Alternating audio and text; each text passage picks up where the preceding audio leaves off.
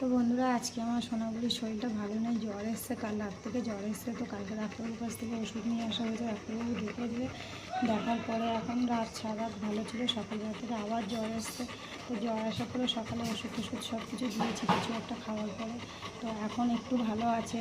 তো কেমন থাকে না থাকে তোমাদেরকে জানাবো। আরও এত ছোটাছুটি, এত দুষ্টু, এত বদমাইশি করে, একদিন কিছুই করছে না, শুধু অকা থেকে ঘুমিয়ে আছে, অকা থেকে ঘুমিয়ে আছে। আর ও চাইছে যে আমি ওকে একটু আদর করি, বারবার ঘুরছে আমার কাছে চলে আসছে, কোলের মধ্যে মাথা দিয়ে শুয়ে আছে। ও হয়তো কিছু বলতে পারে না, কিন্তু ওর ভাবভঙ্গি তো সব কিছু বুঝিয়ে দেয় যে ও কী বলতে চাইছে। এখন যেমন কষ্টটা হচ্ছে, আমার কোলের মধ্যে আছে, যে মা এসো আমার পাশে বসে থাকো, দেখো আমার কষ্ট হচ্ছে। তো ও কেমন থাকে না থাকে বন্ধু তোমাদেরকে জানিয়ে দেবো। আবার এখনও আসবে ডাক্তারবাবু এসে দেখতে, আর অলরেডি ওষুধ তো চলছে।